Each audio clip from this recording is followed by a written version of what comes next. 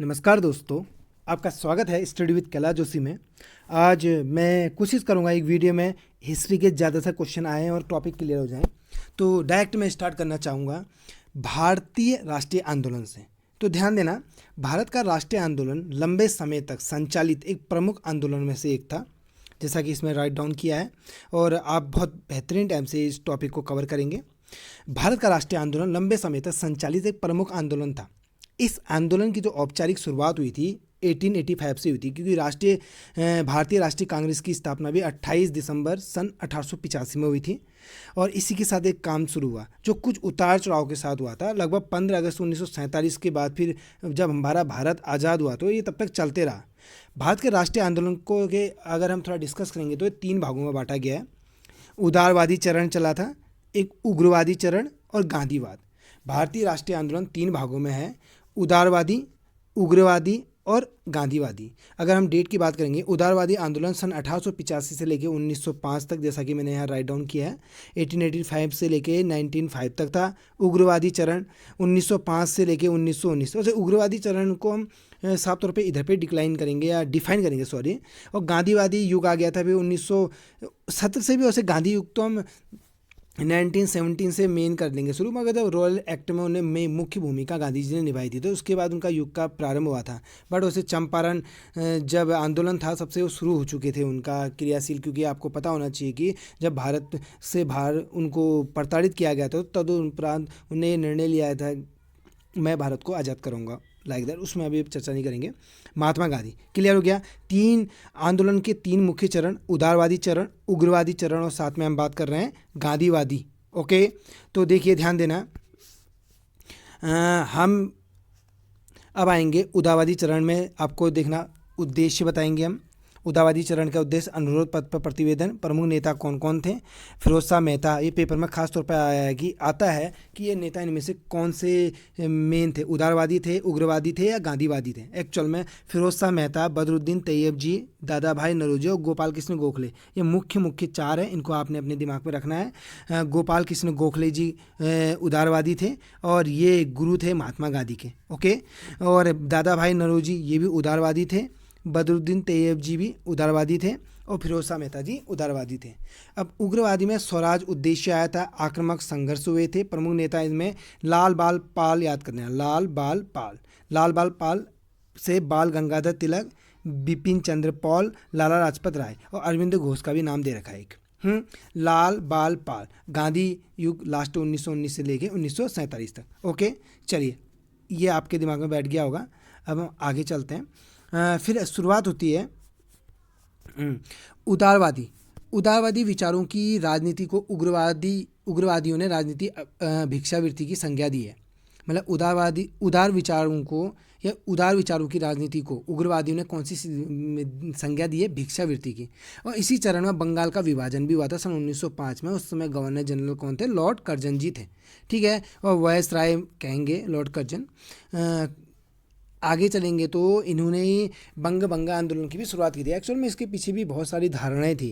देखो, Lord Curzon एक बुद्धिजीवी बंदा था। वो बंगाल उस समय एक तरह से बहुत बड़ा क्षेत्र हुआ था। बंगाल आपस में अपने आप में एक बहुत बड़ा क्षेत्र था और उस क्षेत्र को तोड़ना सबसे बढ़िया अंग्रेजों के लिए रहता था। आपको याद दिलाना चाहूँगा कि हमारे देश की जो पुरानी राजधानी वो क्या थी? बंगाल थी।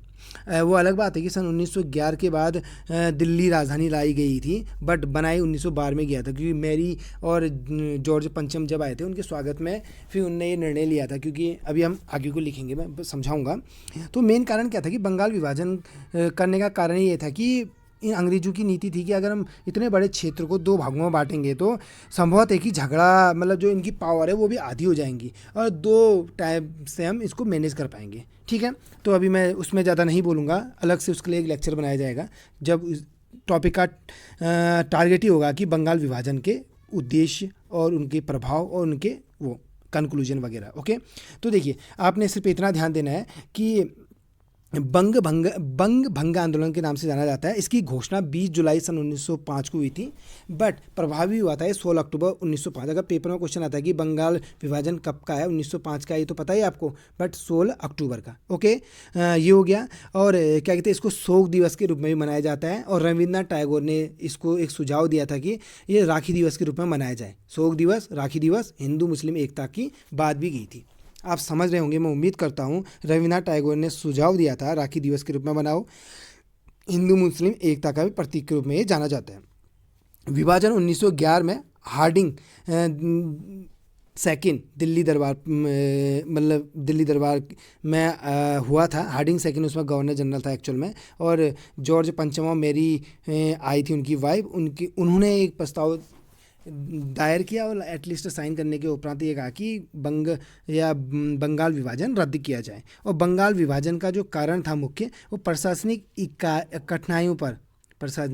कठिनाइयों पर वास्तविक कारण का राष्ट्रवाद को कमज़ोर करना था। फूट डालो राज करो की नीति तो पहले से अंग्रेजों की थी, तो उसमें हम इसको एक्सेप्ट करेंगे, कोई बड़ी बात नहीं है, क्योंकि मैं पहले बता चुका हूँ कि दो भागों में उतने बड़े हिस्से को बांट देना, मतलब शक्ति का भी शेयर कर देना होना, कम कर देना वाली बात होगी।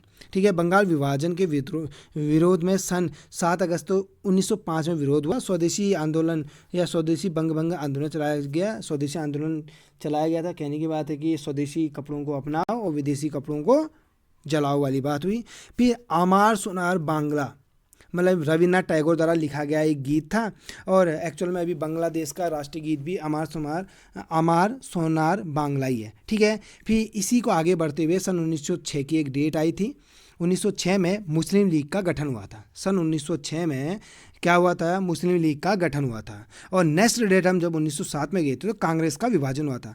ध्यान दीजिएगा, मैंने जो ये नोट्स है डिक टू पॉइंट है, पेपर ओरिएंटेड, आपका समय कम से कम बर्बाद हो, इसलिए मैं पॉइंट वाइज पॉइंट बोल रहा हूँ। अदरवाइज मैं इसके बीच में बोलने लग जाऊँगा तो बहुत ज़्यादा लंबी कहानी हो जाएगी, जिसका मुझे लगता नहीं कि हमारे पेपर से ज़्यादा लेना देना होगा, क्योंकि ये वन डे एग्जाम के लिए हम ज़्यादा देख रहे हैं, ना कि कहीं लिखने वाले पेपर के लिए। अब जब मुझे लगेगा ये लिखाने की ज़रूरत है कोई वन डे में, एक अच्छा सा लेक्चर आपके सामने प्रस्तुत करूँगा, तदुपरांत आप उसको ग्रहण कर लीजिएगा। ओके, तो आपके दिमाग में 1906 का कांड आ गया, मुस्लिम लीग का गठन हुआ था। 1907 में कांग्रेस का विभाजन हुआ।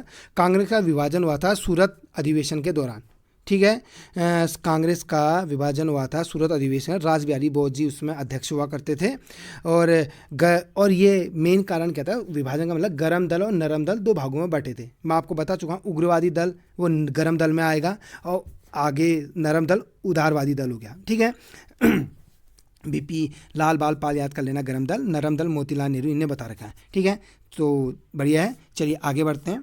अब देखो, उग्रवादी दल की बात करेंगे, उग्रवादी चरण की बात करेंगे। हमने उदारवादी चरण क्लियर कर दिया। ये चरण 1905 से लेके 1919 तक अपने प्रभाव में रहा, या 1970 भी कह सकते हैं। और नेता थे उग्रवादी लाल बाल पाल, बोले तो बाल गंगाधर तिलक, लाला लाजपत राय और बिपिन चंद्र पॉल, अरविंद घोष जी भी मुख्य रूप से इसमें कार्यरत थे। आगे हम चलेंगे तो इन्होंने क्रांतिकारी मार्ग द्वारा स्वतंत्रता प्राप्त करने का प्रयास किया। देखिए, मैं थोड़ा स्पीड से चल रहा हूँ, क्योंकि अगर मैं धीरे धीरे चलूँगा तो लेक्चर बहुत लंबा हो जाएगा। अगर आपने स्पीड कम करनी है तो स्लो -x में जाके भी कर सकते हैं, और आपको सही लग रहा है तो देख सकते हैं, और बहुत धीमा लग रहा है, किसी की फ्रिक्वेंसी ज़्यादा अच्छी होती है तो आगे को बढ़ा सकता है, x 2x से 3x में जा सकता है। ओके, तो देखिए, इसका मुख्य जो उद्देश्य था स्वराज की प्राप्ति करना था, किसका, उग्रवादी चरण के टाइम में। साथ ही बाल गंगाधर तिलक ने सन 1893 में, देखो महान व्यक्तित्व में से एक थे हमारे देश के, जिनका नाम है बाल गंगाधर तिलक जी। तो इनके लिए मेन डेट याद करेंगे आप, 1893 में इन्हें गणपति उत्सव की स्थापना की या शुरू किया महाराष्ट्र में, और शिवाजी महोत्सव की भी शुरुआत का श्रेय इनको जाएगा। कहाँ, मुंबई में। शिवाजी उत्सव का श्रेय शुरू करने का श्रेय बाल गंगाधर तिलक जी को, और 1893 में इन्हें गणपति उत्सव भी शुरू किया था मुंबई में।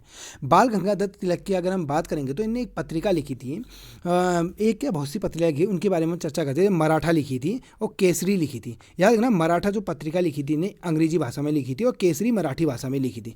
पेपर में बहुत पूछा गया है, खासतौर पर उत्तराखंड के ग्रुप सी कहेंगे या PCS प्री में बहुत बार पूछे गए क्वेश्चन है। ओके, और गीता रहस्य भी इनकी एक पुस्तकों में से एक है। इनका उपनाम है लोकमान्य तिलक, और क्या कहते इन्हें भारतीय अशांति का जनक भी कहता है। वैलेंटाइन सियोल, ये इसमें थोड़ा मिस्टेक हो गया, सियोल ने, वैलेंटाइन सियोल ने इन्हें भारतीय अशांति का जनक भी कहा है। मराठा केसरी गीता रहस्य उपनाम इनका लोकमान्य तिलक है। ओके, देखिए 1897 में पहली बार एक घटना घटी जब दो भाई थे महाराष्ट्र के पूना में, दामोदर भाई के, मतलब चापेकर भाई उनका नाम है। चापेकर भाई पेपर में एक बार आ भी चुका है कि इनमें से कौन कौन से किन को चापेकर भाई की संज्ञा दी गई है। तो जैसा इधर साफ तौर पे लिखा है क्या, दामोदर चापेकर और बालकृष्ण चापेकर, इन दोनों भाइयों ने मिलकर प्लेग अधिकारी कमिश्नर रैंड और एयरस्ट दोनों की हत्या कर दी। देखिए थोड़ा ध्यान दीजिएगा, हर एक पॉइंट स्टार है, हर एक पॉइंट से पेपर में क्वेश्चन उठे हैं, मेरा विश्वास कीजिए, आपने ध्यान देना है बस। चापेकर बंधु का नाम याद कर लेंगे आप, पेपर में आएगा, दामोदर चापेकर और बालकृष्ण चापेकर। इन दोनों भाइयों ने क्या किया ना, मिलकर प्लेग अधिकारी थे एक, जिनका नाम रैंड, मिस्टर रैंड और एस्टर, दोनों की हत्या कर दी। इस घटना को काफ़ी प्रचार मिला, पब्लिसिटी मिली गई। खासकर तिलक ने अपनी पत्रिका केसरी में भी लिखा था कि जिस प्रकार शिवाजी ने अफजल की हत्या की है, उसी प्रकार से आज इन दोनों भाइयों ने ब्रिटिश अधिकारियों की हत्या की। परिणाम, क्रांतिकारी तत्वों को और बढ़ावा मिल गया। बहुत स्टार क्वेश्चन है, पेपर में आ सकता है कि दामोदर भाई द्वारा किए गए हत्याकांड का विवरण तिलक की कुछ पुस्तक में मिलता है। Yes, definitely you are thinking right, Kesari में। ठीक है, किसकी हत्या की थी, रैंड और एस्टर ने की। ओके, चलिए थोड़ा स्पीड से चल रहे हैं और आपने थोड़ा ध्यान देना है, आपका कंसंट्रेशन लेवल बहुत पावरफुल होना चाहिए और आपको बहुत अच्छा मैटर मिलेगा। ठीक है, आगे बढ़ेंगे।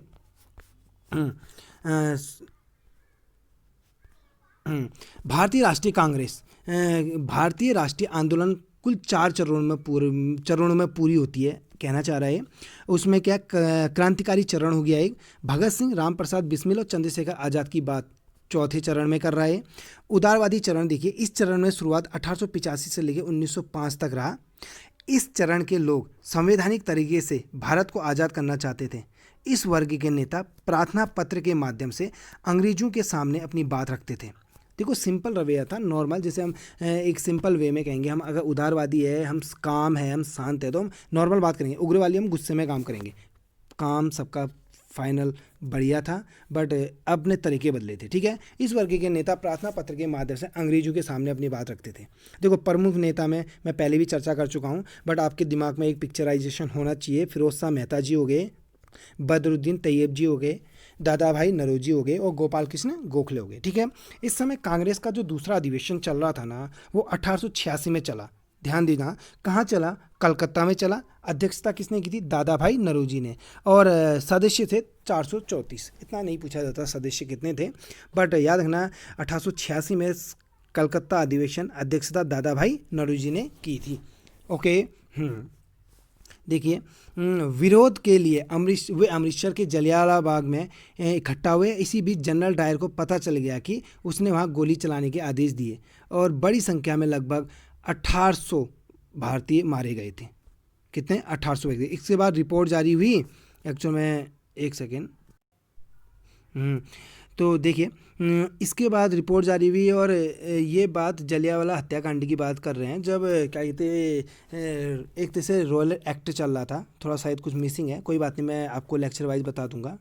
1919 का रॉयल एक्ट था, उसके विरोध में जलियांवाला बाग में क्या कहते लोग क्या कर रहे थे, धरना दे रहे थे। और धरना बहुत शांतिपूर्वक था। पहले 2 लोग थे, फिर 3 लोग, 4 लोग करके पूरी भीड़ हो गई थी एक्चुअल में। और क्या कहते जनरल डायर आया, उसको लगा कि यार ये प्रॉब्लम क्रिएट करेंगे, और उसने डायरेक्ट एक आदेश दिया कि डायरेक्ट हमला कर दो, मतलब गोली चलाने का आदेश दिया। और इसमें बहुत ज़्यादा भगदड़ मची। कहते की बात है कि बच्चे, बूढ़े, औरतें, कितने लोग मरे और कितने लोग, वहाँ कुआं भी था, कुएं में कूद के भी कितने अपने हत्या कर दी थी। और लगभग 1800 लोग, भारतीय लोग मारे गए, ये कह रहा है, बट एक्चुअल में कहीं मैंने एनसीईआरटी में फैक्ट पढ़ा था, वहाँ 1000 लोगों का बात की थी, मतलब 1000 लोग मारे गए थे। भी बाद में भारतीय की भी एक कमेटी, हंटर कमेटी ने कहा था कि 1000 लोग मारे गए। देखो लगभग 1800 लोग भारतीय मारे गए, बात की गई इसमें। मगर इसके बाद एक रिपोर्ट जारी की गई जिसमें बताया गया थी मात्र 379 ही मारे गए हैं, जबकि 1000 से भी अधिक मारे गए थे। ये हंटर कमेटी बनी थी अंग्रेजों की, तो उसने ये बताया गया था। और थोड़ा डीप और जाएंगे तो भी भारत की ओर से भी एक कमेटी बनी थी, तहकीक़-ए-कात। ध्यान देना, ये थोड़ा अच्छा लेवल का क्वेश्चन है। तहकीक़-ए-कात था, तहकीक़-ए-कात के थ्रू कहा था 300 लोग मार, मतलब 1000 लोग मारे गए हैं, बट अंग्रेज की हंटर कमेटी बनी थी तो उसने क्या कहा था कि 300 या 350 या 379 लोग की हत्या हुई है। ओके, आप समझ रहे होंगे मेरी बातों को। इसकी जांच के लिए 2 कमेटियां बनी थी, ब्रिटिश द्वारा और कांग्रेस द्वारा। मैं नाम बता चुका हूँ। हंसराज ब्रिटिश सरकार का सरकारी गवाह बन गया। पेपर में आ सकता है कि कौन ब्रिटिश सरकार का गवाह बना, आपके दिमाग में क्या आएगा?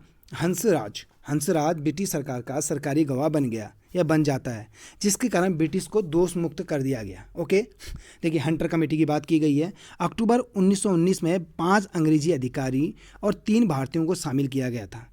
3 भारतीय कौन थे पेपर में आएगा तो चिमन लाल सी तलवार, ध्यान दीजिएगा, चिमन लाल सी तलवार, साहबजाद सुल्तान अहमद और जगत नारायण। चिमन लाल सी तलवार, सहजबाद सुल्तान अहमद और जगत नारायण। ठीक है। तहकीकात कमेटी, कौन से कात? तहकीकात कमेटी 1919 कांग्रेस द्वारा गठित किया गया था, जिसके अध्यक्ष मदन मोहन मालवीय थे। सदस्य कौन थे? महात्मा गांधी और मोतीलाल नेहरू जी थे। देखो इसका परिणाम जो रिपोर्ट को अनसुना कर दिया गया था एक्चुअल में। जो तहकीकात कमेटी कब की? 1919। हंटर कमेटी भी 1919 अंग्रेजों द्वारा गठित करेगी। इसके अध्यक्ष कौन आएगा? कौन थे अध्यक्ष? मदन मोहन मालवीय जी थे तहकीकात कमेटी के अध्यक्ष, और सदस्य महात्मा गांधी और मोतीलाल नेहरू जी थे। रिपोर्ट को अनसुना कर दिया गया। विरोध गांधी जी द्वारा असहयोग आंदोलन की शुरुआत की गई। मतलब इसके विरोध में गांधी जी ने असहयोग आंदोलन की शुरुआत की थी। कब से शुरू हुआ था? 1920 से हुआ था। जनरल डायर को लंदन ले जाकर लंदन में फिर इसका बदला लिया था आपके उधम सिंह ने।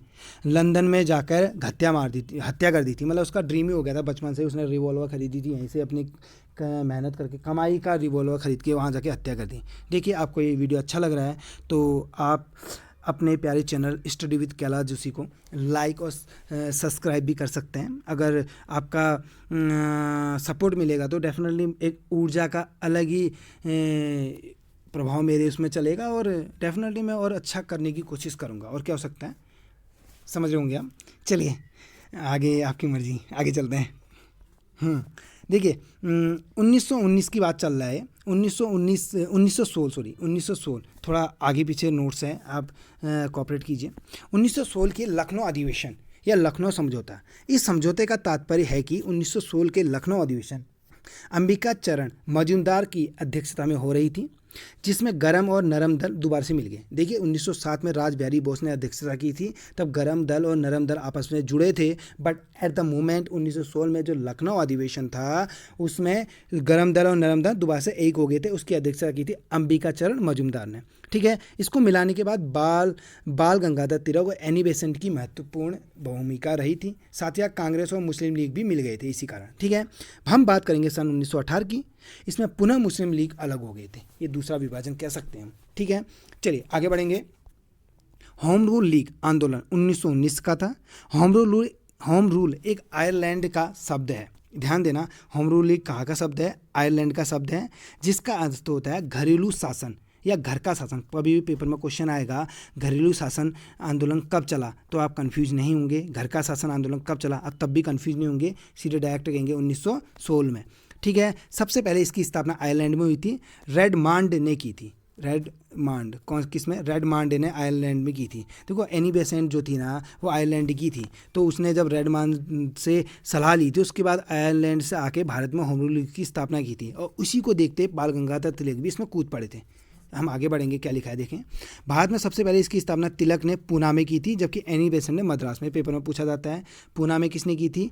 बाल गंगाधर तिलक ने, और मद्रास में एनी बेसेंट ने की थी। ठीक है। इसके प्रचार के लिए एक सप्ताह पत्रिका कॉमनवेल्थ तथा दैनिक सप्ताह न्यू इंडिया का सहारा लिया गया। कॉमनवेल्थ और न्यू इंडिया ये दोनों जो पुस्तकें थी एनी बेसेंट की थी, ध्यान देना। इसके प्रचार के लिए एक साप्ताहिक पत्रिका कॉमनवेल्थ तथा एक दैनिक पत्रिका न्यू इंडिया का सहारा लिया गया। ये दोनों पत्रिका एनी बेसेंट द्वारा ही थी।